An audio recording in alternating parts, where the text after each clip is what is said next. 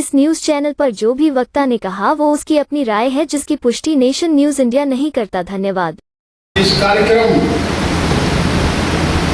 जो 9 अगस्त विश्व आदिवासी दिवस है, इस आदिवासी दिवस पर मैं आप सभी को शुभकामनाएं और मंगल कामनाएं पेश करता हूँ।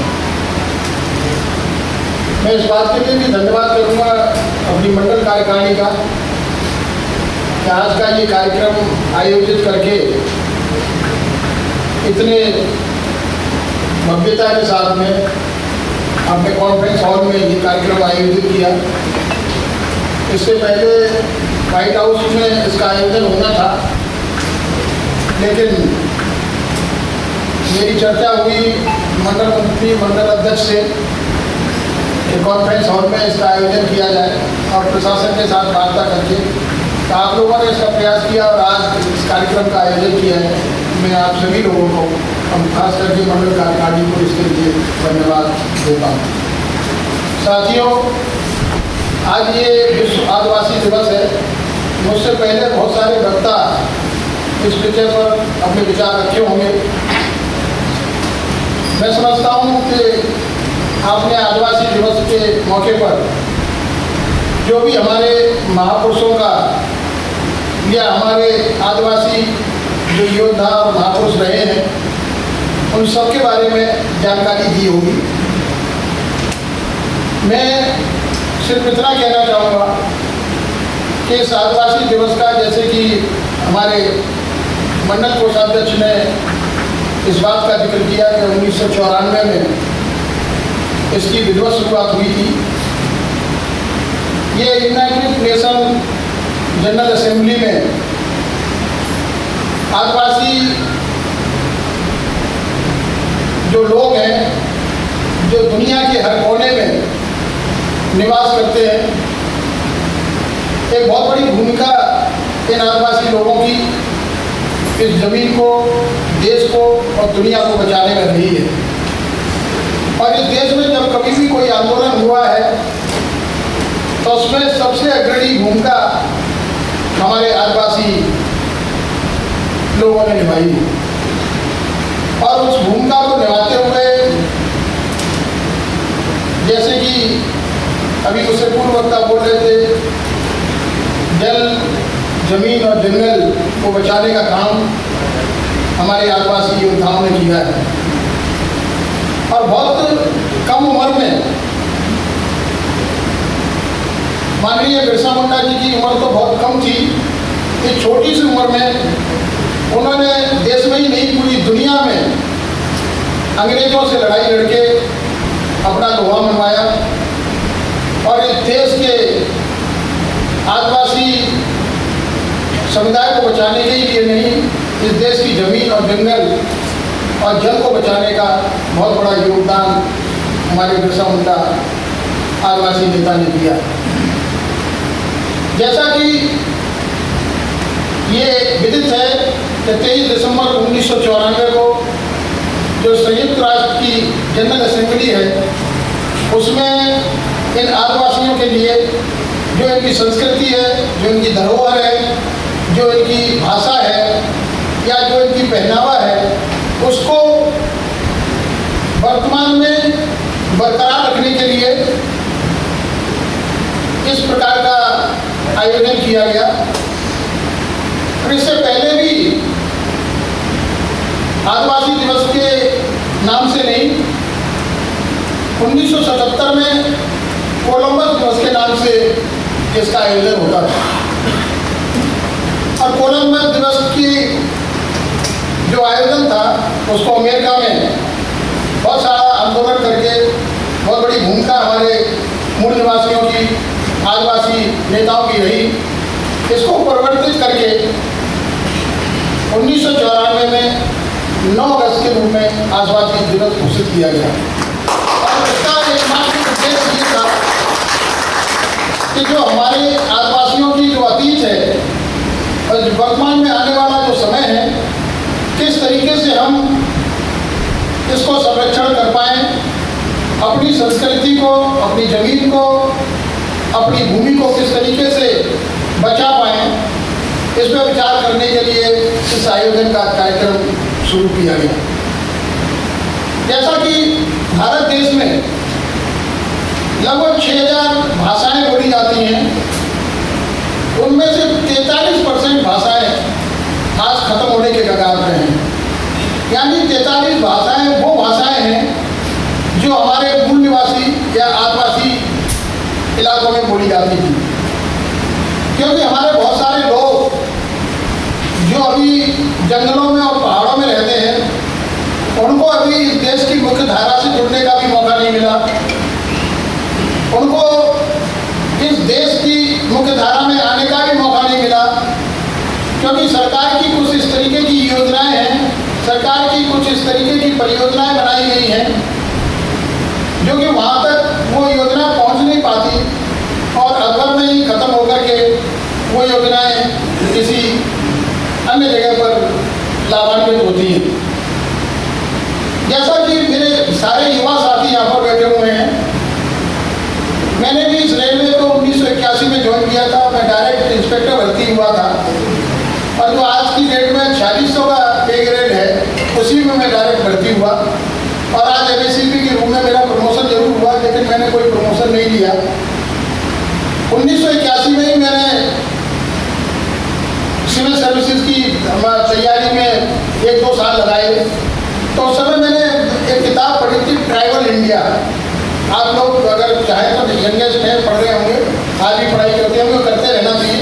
तो ट्राइबल इंडिया बुक खरीदिए, उसमें जो आदिवासी इतिहास है आपको भी ये जानकारी मिलेगी और ये एहसास करेंगे कि हमारे उस आदिवासी समूह के साथ, उस आदिवासी जमीन के साथ, उस आदिवासी इलाके के साथ किस तरीके का बर्ताव किया गया है।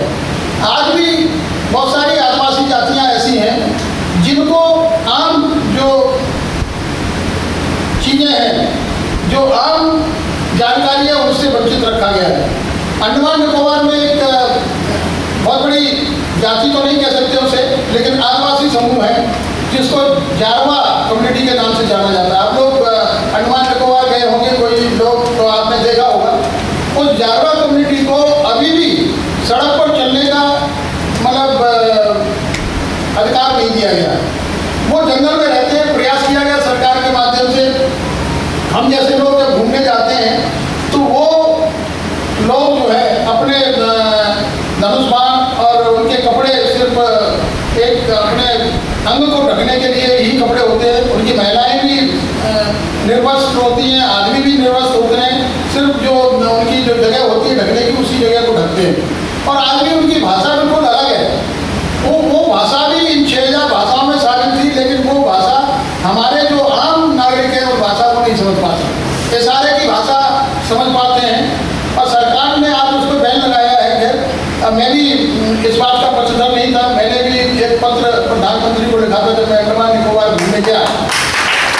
तो हमारे डिप्टी कमिश्नर थे जो मेरे मित्र थे, मेरे साथ ही पढ़े थे, उनकी पोस्टिंग वहाँ थी। तो वो मुझे उस इलाके में लेकर जारवा कम्युनिटी जहाँ रहती है, आम आदमी को वहाँ जाने का कोई अधिकार नहीं है, वहाँ कोई भी नहीं जा सकता। लेकिन वहाँ जब जाके देखा तो उन लोगों को देख करके मुझे महसूस हुआ कि वास्तव में जो आदिवासी समाज के लोग हैं, जो आदिवासी लोग हैं, किस तरीके से उन्होंने एकांत में रह करके, किस तरीके से पहाड़ों और जंगलों में रह करके हमारे इस देश की संस्कृति को बचाने का काम किया है। आज भी वो अपनी संस्कृति जी रहे हैं। उनके नाच गाने अलग हैं, उनके खाने पीने अलग हैं, उनका रहन सहन बिल्कुल अलग है और भाषा बिल्कुल उनकी समझ में नहीं आती सारी की भाषा। तो जो लोग वहाँ मेन रोड से घूमने जाते हैं तो उनको मतलब कभी कोई केला फेंक दिया या कोई खाने की सामग्री फेंकना शुरू कर दिया था, तो वो लोग वहाँ रोड के किनारे इकट्ठा होना शुरू किया। हमने मतलब अपनी एसोसिएशन के माध्यम से भी, एक एनजीओ के माध्यम से पत्र प्रधानमंत्री को और राष्ट्रपति को लिखा कि ये जो रास्ता है जहाँ से ये आदिवासी लोग आपस में इधर उधर रहते हैं, ये रास्ता बिल्कुल बंद कर दिया जाए, क्योंकि ये एक तरह से इन आदिवासी समूह का अपमान है कि ये इस चीज़ को देख करके जब कोई बस आती है, कोई कार आती है, तो वो अपने स्टाइल से नाचना गाना शुरू कर देते हैं कि ये हमें कुछ डालेगी। तो उस चीज़ को सरकार ने बैन लगाया। अब किस अनुरोध पर लगाया था, लेकिन आज वहाँ बैन है, आम आदमी उस जगह पर नहीं जा सकता। लेकिन मेरा बताने का मतलब ये है कि आज भी हमारी कुछ जो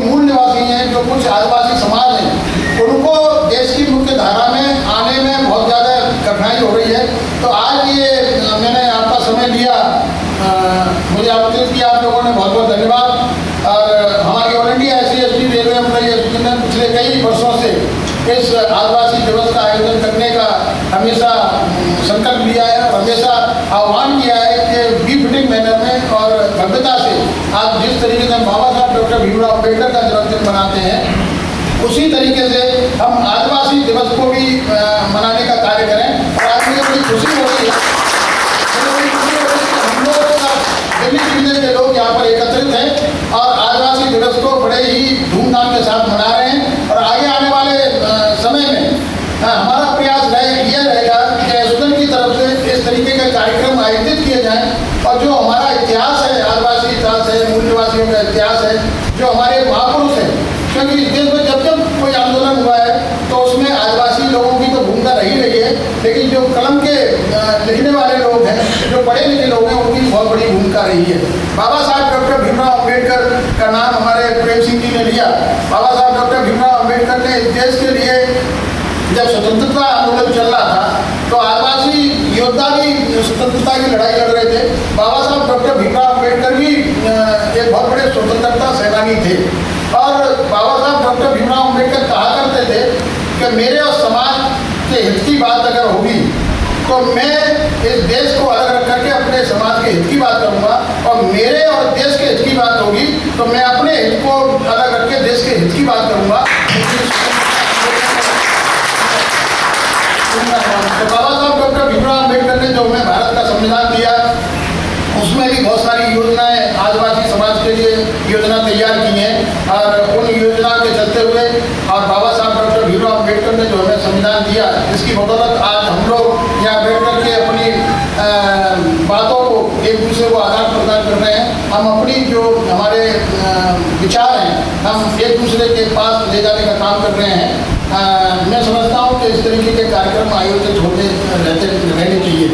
जैसा कि मंडल मंत्री ने एक सवाल उठाया था, धूप सिंह मीना जी जानते हैं इस चीज़ को और भी जानते होंगे कि जब कभी भी अगर आरक्षण से संबंधित मुद्दे की बात आई है, क्योंकि all India SC/ST railway employee association एक वेलफेयर ऑर्गेनाइजेशन तो है ही है, लेकिन हमारे 15 और 7.5% के जो कर्मचारी हैं इनकी संरक्षा सुरक्षा और इनका मतलब जो देखभाल है ये हमारी जिम्मेदारी बनती है, हमारी जवाबदेही बनती है।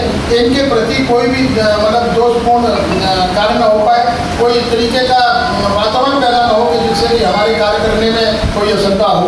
और जब कभी भी आरक्षण की बात आई होगी, चाहे वो सड़क पे आंदोलन करने की बात हो, चाहे वो सुप्रीम कोर्ट में या कोर्ट में किसी केस में लड़ने की बात हो, हमारी नॉलेज में जहाँ पर भी आया है, चाहे वो कैट में हो, हाई कोर्ट में हो या सुप्रीम कोर्ट में हो, आज हम सुप्रीम कोर्ट के माध्यम से general Singh versus union of India का जो केस चल रहा है, जो नागराज के बेस पर स्टार्ट हुआ था चंडीगढ़ हाई कोर्ट से, उसमें all India SC/ST railway employee association की 4 SLP पड़ी हुई हैं।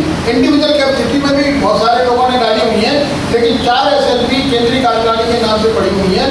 और इसमें जैसा कि हमारे मंडल मंत्री ने बताया कि हमने उसमें सीनियर एडवोकेट इंदिरा साहनी तो केस था वो इंदिरा जयसिंह जो बहुत बड़ी देश की जानी मानी एडवोकेट हैं, उनको हमने इंगेज किया है। और जो हमारे एडवोकेट थे हमारे डॉक्टर K.H. चौहान, वो भी आज की डेट में सीनियर एडवोकेट हैं। 2 एडवोकेट हमारे इस केस की पैरवी कर रहे हैं। इससे पहले अमित आनंद तिवारी A.S. सरन थे, Pushparani versus union of India का जो केस हुआ था उसमें A.S. सरन एंड अमित आनंद तिवारी ने उसको पैरवी की थी और उस केस को हम जीते थे। और उस केस के माध्यम से ग्रुप C और D में जो अपग्रेडेशन हुआ था, जो रिस्ट्रक्चरिंग हुआ था, उसमें अनुसूचित जाति जनजाति को आरक्षण देने का काम किया था। आज भी जो general Singh versus union of India का केस चल रहा है उसमें all India SC/ST railway employee association की तरफ से जो एडवोकेट पैरवी कर रहे हैं, हमने पदोन्नति में आरक्षण को बचाने का काम किया है। आज पूरे देश के अंदर जब भी कोई पदोन्नति होती है तो उसमें अनुसूचित जाति जनजाति को रोस्टर पॉइंट के हिसाब से पदोन्नत किया जाता है। हाँ, कुछ जगह पर ऐसा हो रहा है कि जो सिलेक्शन पोस्ट है, जो हमारे अनुसूचित जाति जनजाति के लोग यूआर पॉइंट पे आते हैं, उनको वो रोस्टर पॉइंट के वे काउंट कर रहे हैं और बाद में उन वैकेंसी को एडजस्ट कर लेते हैं। और सिलेक्शन नॉन सिलेक्शन पोस्टों पर वो हमारे रोस्टर पॉइंट को भरने का काम नहीं कर रहे। वो नीचे से अगर हमारी वैकेंसी खाली है तो नीचे से जंपिंग करने का काम नहीं कर रहे हैं। ये सर्वोच्च जो सुप्रीम कोर्ट का डिसीजन है उस डिसीजन के खिलाफ है। इसमें भी हमने एक एडिशनल एफिडेविट फाइल किया है। मैं समझता हूँ जल्दी ही जो हमारे सिलेक्शन में तो जो प्रमोशन मिलने हैं उसमें आरक्षण मिलना है, नॉन सिलेक्शन में भी आरक्षण मिलता है। क्योंकि इससे पहले भी जब ये पदोन्नति में आरक्षण की बात चली थी तो केरला हाई कोर्ट में हमने रिट दायर की थी चेन्नई के अंदर और पूरे देश के अंदर, वो हमें नॉन सिलेक्शन में रिजर्वेशन प्रमोशन में रिजर्वेशन नहीं दे रहे थे। बाद में हमने इसको एक्सटेंड कराया केरला हाई कोर्ट से जीतने के बाद, और जीतने के बाद में आम जितने भी अनुसूचित जाति जनजाति थे सिलेक्शन नॉन सिलेक्शन जब कभी प्रमोशन होता था उसमें हमारे रोस्टर पॉइंट के हिसाब से हमारी वैकेंसी बढ़ी जाती थी। लेकिन आज उसको प्रशासन जो है गलत तरीके से इंटरप्रेट करके मैनिपुलेट करके कहीं जनरल को प्रमोशन दे रहे हैं, SC ST को रोक रहे हैं, ये कहते हुए कि भाई ये दोनों कंसिडरेशन में नहीं आ रहे, हम जंपिंग नहीं कराएंगे। जबकि ऐसा नहीं है कि जो चंडीगढ़ हाई कोर्ट में केस हुआ था उसमें 8 पॉइंट के हिसाब से उसमें यह था कि अगर कोई SC ST की वैकेंसी खाली है और दोनों कंसिडरेशन में कोई अनुसूचित जाति या जनजाति के कर्मचारी नहीं है तो उसको हम उठा करके जम करके उसको प्रमोशन नहीं देंगे। वो चीज़ जनरल सिंह के केस में सुप्रीम कोर्ट में आके खत्म कर दी गई है। तो आज अगर हमारी SC ST की वैकेंसी चाहे वो सिलेक्शन में हो चाहे वो नॉन सिलेक्शन में हो, अगर हमारा जोनल कंसिडरेशन में SC ST नहीं है, बॉटम पे नीचे है, तो उसको उठा करके प्रमोशन किया जाएगा। और ये बिल्कुल सर्वविदित है, आप सब लोग जानते हैं, पैनल को उठा के देखेंगे तो SC ST की जितनी भी लोग हैं वो सब नीचे बॉटम पे होते हैं, क्योंकि जनरल के लोग पूरे जनरल में आ जाते हैं और हमारे लोगों को नीचे में रखा जाता है। और जब कभी प्रमोशन की बात आती है तो परसेंटेज के हिसाब से वो तो प्रमोट हो जाते हैं और हमारी वैकेंसी को आज की डेट में छोड़ा जा रहा है। तो ये कहीं ना कहीं प्रशासन का कंफ्यूजन है। तो मैं मंडल को भी मैं टाइम पर मैं अनुरोध करता रहता हूँ इन्फॉर्मल मीटिंग के माध्यम से, जब कभी भी इन्फॉर्मल मीटिंग होगी अगर ये मुझे मौका देंगे, प्रेसिडेंट को मौका देंगे, तो इस बात को क्लैरिफाई करने के लिए हम DRM के सामने और CNTV के सामने ये बात रखेंगे। बाकी आपके बीच में भी काफ़ी जानकार जैसे दूसरी मीना है और भी 1-2 लोग हैं जो इस आरक्षण के बारे में काफ़ी अच्छी, इन्होंने खुद अपनी ऐसे वो पिटीशन दायर की हुई है, शायद सुप्रीम कोर्ट में भी दायर है। आपके डॉक्टर के चौहानी इनके एडवोकेट है, वो केस भी हमने अपने ही उसमें अकाउंट में ले रखा है। और आज जितना भी खर्चा हो रहा है 7.5 लाख रुपए इंदिरा जयसिंह ले रही हैं और 2.5 लाख रुपए 2,20,000 रुपये KH चौहान ले रहे हैं। आज तक 8 हियरिंग हो चुकी है और एक भी हियरिंग में हमारे वकील को बोलने का मौका नहीं मिला है। यानी पैसे जैसे ही एंगेज कर लें हम और घुस जाते हैं कोर्ट में तो पैसा ले लेते, चाहे हियरिंग हो या ना हो। तो मैं आप सब लोगों से अनुरोध करूँगा कि अपने संगठन को मजबूत करने के साथ साथ अपनी शक्ति को मजबूत करें और अपने आरक्षण को बचाने के लिए अगर जरूरत पड़ती है तो आप आर्थिक रूप से भी अपने मंडल का सहयोग करें, जिससे कि हमारे जोन का सहयोग कर पाए और जोनल कमेटी हम सेंट्रल कमेटी का सहयोग कर पाएँ और विधिवत रूप से हम आपके केस को जीत करके आपको पदोन्नति में आरक्षण का लाभ प्रॉपर रूप से दिलवा पाएँ। तो मैं बहुत बहुत धन्यवाद करना चाहूँगा अपने तमाम साथियों का कि बहुत सारे लोग नए मेरे लिए चेहरे और क्योंकि पहली बैठक आई मैंने यहाँ पर रहा हूँ और मुझे बड़ी खुशी हो रही है कि मैं एक ऐसी जगह पर बैठक कर रहा हूँ कि जहाँ पर मैंने 2 बैठकें आई जिसमें एक पहले जब सबसे पहले जब मैं नौकरी में आया था 1981 में, तब ये छोटा सा मतलब कॉन्फ्रेंस हॉल होता था, साथ में कंट्रोल रूम होता था। तो मेरी पोस्टिंग डिविजनल स्टैटिस्टिकल इंस्पेक्टर के रूम में यहीं पर हुई थी। तो एक DRM के साथ कोई स्टैटिस्टिक्स की बैठक थी, वो अटेंड की थी। और दूसरा आज जो आपको व्हाइट हाउस मिला हुआ है तो उसकी बैठक एक अनुसूचित राष्ट्रीय अनुसूचित जाति आयोग के मेंबर ने यहाँ बैठक की थी, जिसमें DRM और NDRM को बुला करके उनको मतलब काफ़ी अच्छी तरीके से उनकी क्लास ली थी। और उसी दिन हमें ये व्हाइट हाउस का मतलब लेटर मिला था। वैसे तो इस व्हाइट हाउस को हमने घेरा था, अधिकृत रूप से इस पर ताला डाला था, लेकिन अधिकृत रूप से इस बैठक में आयोजित मदद हुए थे। तो मैं धन्यवाद करना चाहूँगा कि आज मुझे भी आपके बीच में बैठने का मौका मिला और आपके साथ मेरे विचार साझा करने का भी मौका मिला। बहुत बहुत धन्यवाद। मैं आपसे यही अनुरोध करूँगा कि आप मिलकर संगठन को मजबूत करें, अपनी शक्ति को बढ़ाएं। आपका कोई भी अगर कोई ग्रीवेंसेस है, आपकी कोई खिला शिकवा है तो उसको हम आधी रात को सुनने के लिए तैयार हैं। हम आपके बीच के हैं, हम आपके भाई हैं, हम आपकी परेशानी हमारी परेशानी, आपकी समस्या हमारी समस्या है। हमारी यशोधन का संकल्प है कि कोई भी कर्मचारी हमारा दुखी न रहे, किसी भी कर्मचारी के साथ शोषण न हो, किसी भी कर्मचारी के साथ अत्याचार या उसका उत्पीड़न न हो। हमारी ये जिम्मेदारी है। जब कभी भी ऐसी कोई समस्या आएगी तो हम आधी रात को आपके बीच में खड़े हुए मिलेंगे। जैसा कि आगे देखा होगा आपने, कभी भी चाहे वो मेडिकल की समस्या आई हो, चाहे वो कोई एक्सीडेंट की समस्या आई हो, चाहे वो रिजर्वेशन से संबंधित कोई समस्या रही हो, तो हमने तुरंत तत्काल प्रभाव से अधिकारियों से संपर्क किया है। आपके सहयोग के लिए, आपकी प्रेजेंस के लिए, आपकी उपस्थिति के लिए मैं धन्यवाद करता हूँ। पुनः आज जो 9 अगस्त को विश्व आदिवासी दिवस है, इस पर आपको मंगल कामनाएं देता हूँ, शुभकामनाएं देता हूँ। इसी तरीके से हम अपनी संस्कृति को बचाने के लिए अपने महापुरुषों के जन्मदिन मनाते रहेंगे। अपने जो हमारे आदिवासी समाज में जो पैदा हुए महापुरुष हैं, जो हमारे अन्य समाज में पैदा हुए महापुरुष हैं, उनको याद करते हुए अपने समाज को मजबूत करते रहेंगे। धन्यवाद।